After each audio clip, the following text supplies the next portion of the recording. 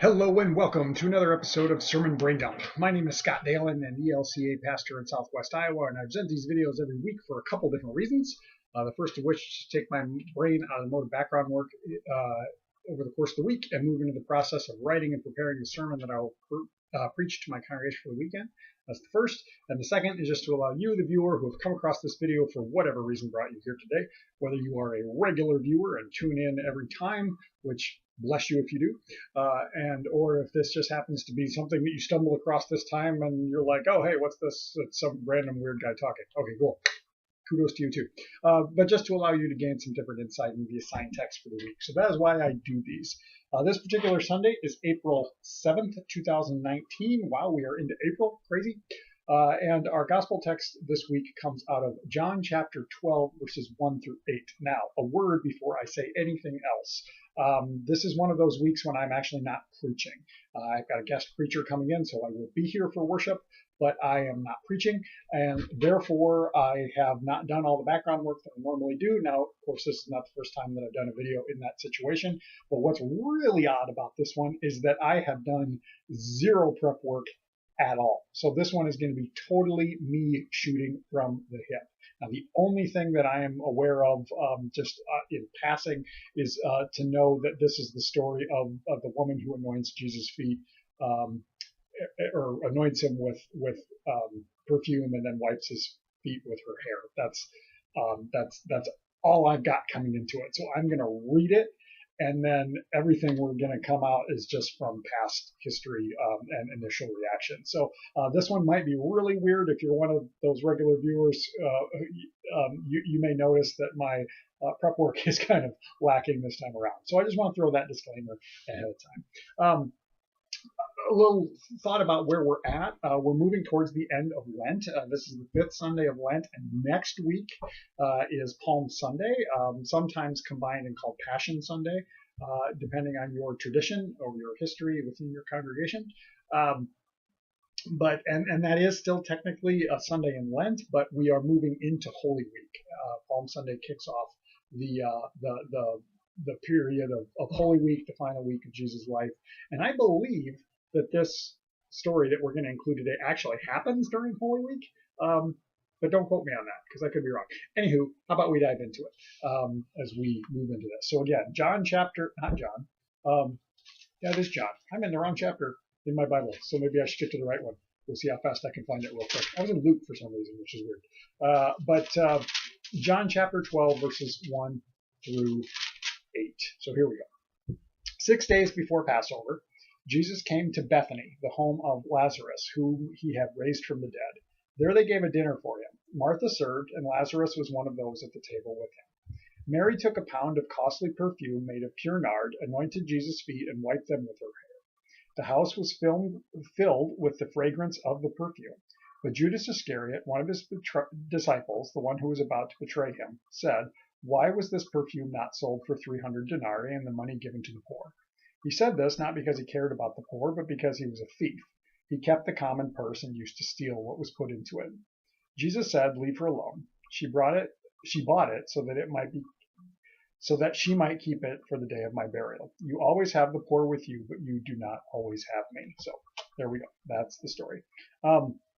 So 6 days before Passover means, yes, that we are during Holy Week here. So I was right in that in my initial thought that I said a moment ago.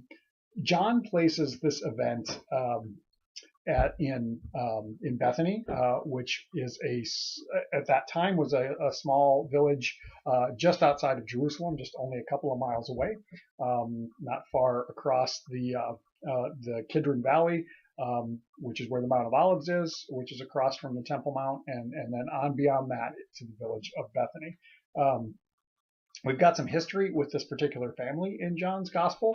It even says in there that he's at Lazarus's house, and Lazarus was the one that he raised from the dead.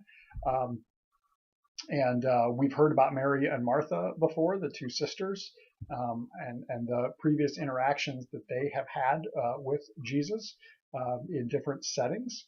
We know that this is a family that for whatever reason that we don't know, that Jesus is quite closely connected to, and we see evidence of that throughout John's gospel. Now, the anointing of Jesus happens in the different Gospels. It may be present in all four, I think, but there are very, very different details that are presented in the different times. Now, sometimes it's thought that Mary Magdalene was the one who anointed Jesus. Here, it's Mary, the sister of Lazarus, who's very clearly not from Magdala, because as we hear, they're in Bethany. Other times, there's details that say that they don't tell us who the woman is, but that say that she is a sinful woman, or that the people who are at the table with him criticize him, saying if he knew who she was or what her history was, he would not allow her to do that. There's all kinds of different details. Now, we certainly don't have that here. There's no critique on who she is. There's really no critique on the thing itself, other than other than Judas squawking that, oh, well, we could have sold that and given the money to the poor. Shouldn't we do that? There's a lot of different things that we could say about that. We could zero in on Judas and that he is called a thief. There's different parts of John's gospel where Jesus is talking about, the thief does not come in through the gate. It's in the parable of the good shepherd, I think, that the good shepherd, the sheep know his voice and they follow him, but the thief does not come in through the gate. Maybe it's I am the gate. I forget. Again, you can tell, no background work this week. But that's kind of all in there, and we've got all this different foreshadowing that really points or paints a bad picture for Judas. Though that tends to not be the thing that I zero in on or that I focus on.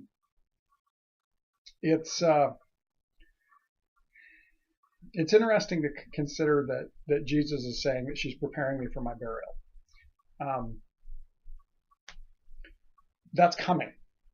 Where we're at, both in the season right now, as we come towards the end of Lent and Holy Week, like I was mentioning before, we know that Jesus' arrest and betrayal and death is coming soon. Also within the narrative, it's coming quite soon. 6 days before Passover is that last week, so he's just a few days away from being killed. Jesus seems to know that. There are many different accounts throughout the Gospels of Jesus revealing to the disciples what's going to happen. That happens here in John's Gospel as well.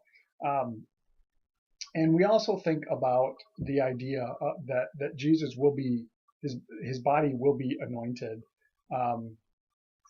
in this way, is what he says. And yet, think about what the women are hoping to do at the day of the resurrection. That's something I've kind of been thinking on as I start to look forward to Easter and the story of that. The women who go to the tomb on Sunday morning are going with the purpose of anointing his body, or preparing his body for burial. And I was talking about that with my confirmation students here not too long ago, that there was kind of a two-step process in terms of burials. That when the person died, their body would be placed in a tomb, where the body would decompose over time until only the bones were left, and then the bones themselves would be buried. And so when Jesus dies right at the end of the day on Friday, there's not time to actually prepare his body. And of course, then it's the Sabbath, which they can't do any work, so that's why nothing happens on Saturday, and why they're going at first light on Sunday when the Sabbath is over, so that they can see to do that. And so, is that a little bit of foreshadowing that they will go to prepare his body or to anoint his body for burial, and yet he won't be there? Maybe. I don't know. A lot of speculation that I'm kind of doing as I shoot from the hip here. But maybe one last thing that I kind of want to focus in on is the statement from Jesus at the end: "You will always have the poor with you, but you will not always have me." What do we do with that? That our allegiance is first to Jesus. Maybe that seems kind of strange to even say, though. But the idea that there will always be inequality, there will always be those who have enough, and there will always be those that do not have enough, at least until we reach whatever it is out there in the future that God is inviting us forward towards, when inequality will be no more, when these separations, these differences will not exist anymore. So what do we make of that? Is this Jesus reminding us of our duty in the future? Maybe. It would take some unpacking to really do anything with that, but I think it's worth noting. Jesus isn't telling the disciples to ignore the poor by any means, and it would seem that Jesus kind of sees through whatever's going on with Judas and the statement that he makes, especially with the little narration that we have about him being a thief and always stealing from the common purse. But I think Jesus is just reminding us here with this little thing that you will have duties in the future beyond this moment. Sometimes we're called to be in the moment and experience it with one another. Sometimes that's a moment of worship, which Mary seems to be doing. She's anointing his feet, humbling herself. I mean, there's a thought to be offered towards the intimacy of this situation. I mean, she's using her hair to dry his feet, for Pete's sake. Is that love? Is that humility? Is that concern? What is the emotion, or what is the sense that we would get from that? Would it be uncomfortable to witness for the disciples who were there? There's a lot of different thoughts and rabbit trails that we could go down as we consider this text, and I could probably continue to explore them. But these are some of the thoughts. These are some of the questions that I have, and I guess maybe I'll wrap up with this: that as I said at the beginning, I'm shooting from the hip. This is the first time this week I've read the text. And this is one of the first steps that I do in sermon prep, is as I read it, and then I kind of start to ask those questions like I've posed. I've posed a lot of questions here today what catches my attention, what seems to be a point of confusion, or a point of pondering, or a point that's worth exploring. So that's really kind of what I've done today. Today you've gotten a glimpse into my the first part of my sermon preparation process. So definitely not as far along as I normally am on these. But if you have thoughts or questions or comments based on this, feel free to throw those down in the comment section, and we can continue the conversation that way. Otherwise, I hope you have a blessed week.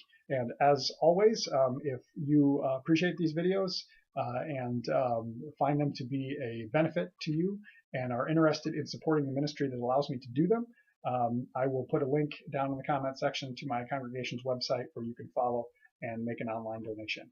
No pressure. If you don't want to, that's fine. No worries. But if you feel like these are a benefit to you and you would like to support the ministry that allows me to do them, that's how you can do that. Have a great weekend, everyone, and we will catch you next time.